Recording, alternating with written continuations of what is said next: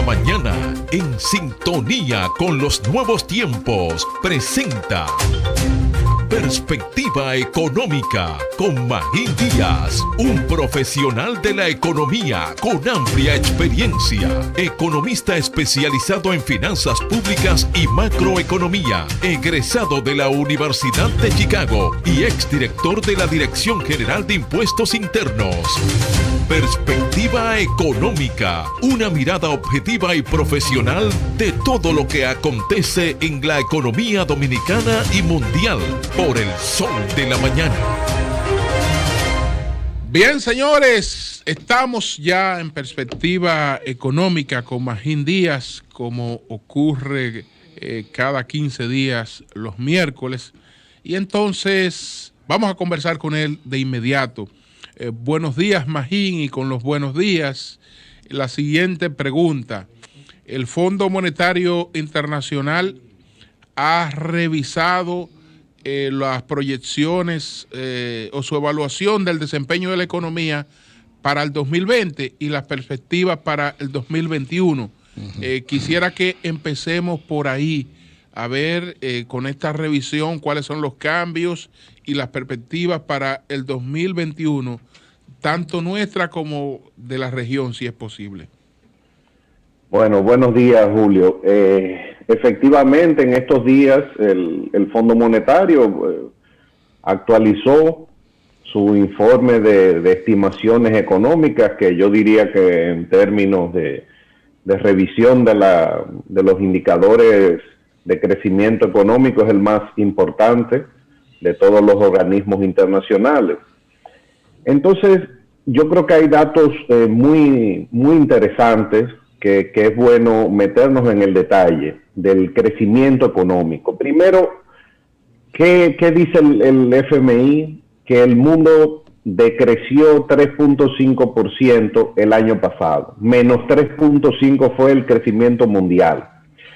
Y en medio de toda esta crisis tan grande, alguna gente podría pensar que una caída de 3.5 en el crecimiento en el mundo es poca. Bueno, esa cifra no se veía desde la Segunda Guerra Mundial, y en que la economía cayó más de 8%, la economía mundial. Es decir, fue algo sin precedentes, una caída de 3.5% en los últimos 70, 80 años. La caída fue similar de 3.5 a la que se documentó en el año 1918 y similar a la de la Gran Depresión, que fue más o menos 3.5 también. La diferencia es que en esos años, 1930, 1931, fueron 3 años consecutivos. Y para que tengan una idea, la gran crisis del año 2008-2009, lo que implicó a nivel mundial fue una caída de 0.1%. Es decir, es uno de los episodios de caídas en la producción mundial más grandes desde que se llevan estadísticas en los últimos 120 años. Eso es muy significativo.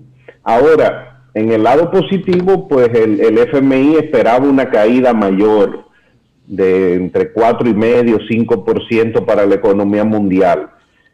Pero la economía mundial se fue recuperando en el último trimestre, sobre todo después de que se levantó el confinamiento. Otro dato interesante es que nunca se había visto la cantidad de países en que sus economías cayeron. El 85% de los países del mundo tuvieron un crecimiento negativo. Y eso es algo que tampoco se había visto. O sea, es realmente una de las peores crisis que ha habido en la historia desde que se llevan estadísticas económicas. Y la buena noticia es que efectivamente ya para el último trimestre, sobre todo el último semestre, se fue recuperando y el Fondo Monetario espera un rebote para la economía mundial en todas las regiones y espera un crecimiento de alrededor de 5% o un poco más para el mundo entero. Son pocos los países que experimentaron un crecimiento el año pasado, y uno de los pocos, aunque parezca contradictorio, es China, donde surgió el virus. Fue la única economía grande que tuvo un crecimiento de 2%. La región latinoamericana muy afectada, una caída de más de 7%, estima el FMI, pero se espera un rebote para el 2021. En el caso dominicano, el FMI espera una caída de 6% para el 2020 y un rebote de entre 4 y 5% para este año. Obviamente hay muchos riesgos por un lado, o sea, qué va a pasar con las nuevas cepas del virus, cuál va a ser cómo se van a vacunar los países, pero hay una expectativa de que vamos a ir mejorando en la medida en que se aumenten las vacunaciones, que se controle el virus, y por eso, tanto para el país como la región y el mundo entero, el Fondo Monetario espera que haya una recuperación económica. Magín, sí. Para muchos o para algunos, estas expectativas son muy positivas de crecimiento alrededor entre un 4 y 5% en la economía dominicana. ¿Cuál piensas tú que serían los factores claves? Porque vemos que el turismo tiene una situación un poco difícil, sobre todo con estos nuevos rebrotes. ¿Cuál sería la clave o los sectores fundamentales para que pudiera lograrse ese crecimiento de un 4 o 5% en este año?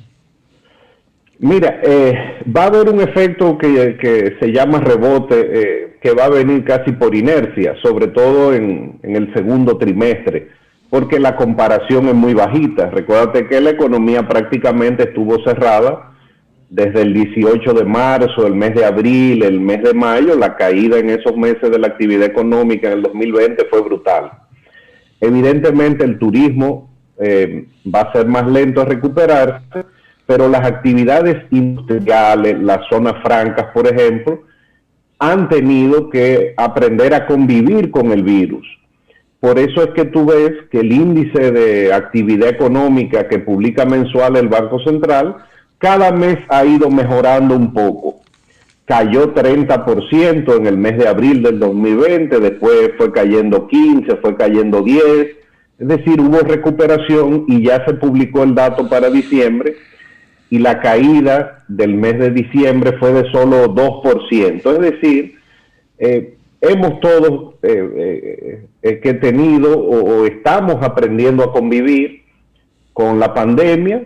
Mucha producción se está dando ya en el sector industrial, en sectores como Zona Franca, y por eso la economía va a rebotar, pero otros sectores pues tardarán más. Algo fundamental que ha ayudado han sido las remesas para mantener el consumo, y otra cosa que ha ayudado es el aumento del gasto del gobierno, sin duda. Un déficit de casi 8% en el gobierno central, pues ayudó a mantener la demanda, a dar apoyo a las familias, y eso permitió que la actividad siguiera. Y para que ustedes tengan una idea, por ejemplo, en Estados Unidos, para que tuvo un crecimiento negativo, el déficit anualizado medido enero-diciembre fue casi 20% del PIB. Eso es un empujón que le están tratando de dar los gobiernos a la actividad económica.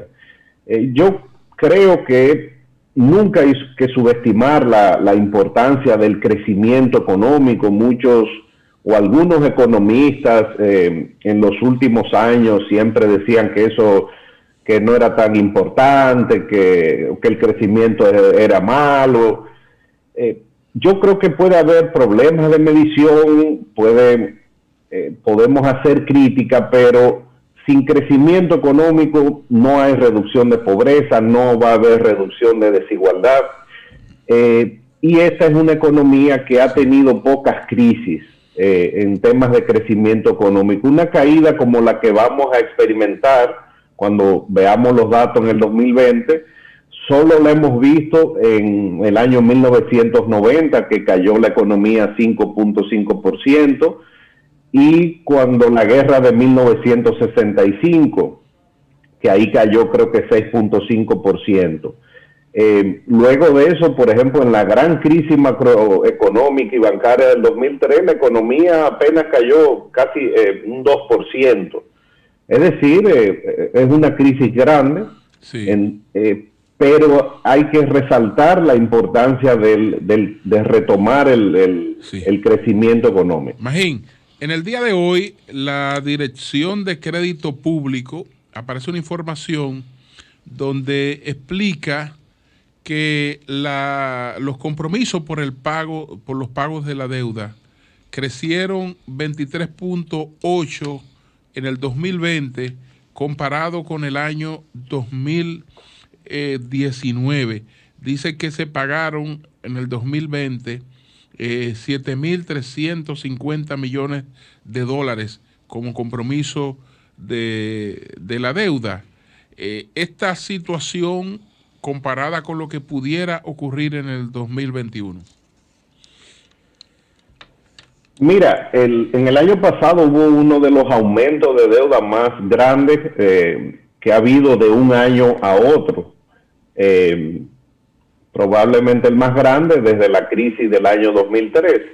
En aquella época fue por la crisis bancaria, en este caso, pues fue un endeudamiento para poder paliar la situación y financiar un déficit que el gobierno anunció en 7.7% del PIB para el gobierno central, pero a eso tú tienes que sumarle el déficit del Banco Central, que es alrededor de 1%, más el resto del sector público, o sea que probablemente el déficit del sector público fue superior a 9% del PIB, o sea, casi 500,000 millones de pesos. Entonces eso provoca un aumento en el servicio de la deuda, sobre todo en el pago de intereses. Yo creo que esa es la variable fundamental, porque el otro pago son las amortizaciones que se pueden ir refinanciando. Hasta ahora se ha podido hacer, pero ya el pago de intereses representa casi 4% del PIB, casi, estoy redondeando números grandes, casi 200,000 millones de pesos de pago de intereses, casi lo mismo que el 4% a la educación.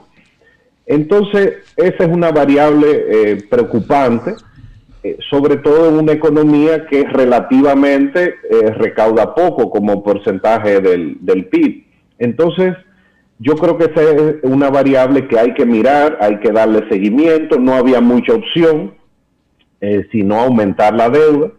Yo creo que tenemos una ventaja comparado a otras crisis. Por ejemplo, en los años 80, la gran crisis de la deuda se dio porque las tasas de interés eran variables, y cuando Estados Unidos decidió subir las tasas de interés, pues todos los países que teníamos deuda a tasa variable quebramos. Ahora el manejo de la deuda ha mejorado, las tasas son fijas, sabemos cuál es el monto, no cambian. Casi todos son bonos a tasa fija, tanto soberano como doméstico, pero sin duda que hay un problema por el peso del pago de los intereses y en parte las amortizaciones en caso de que no se puedan refinanciar. Bueno, pues muchas gracias al licenciado Magín Díaz, Perspectiva Económica. Gracias, Magín. Gracias, hermano. Cómo no. Gracias a ustedes.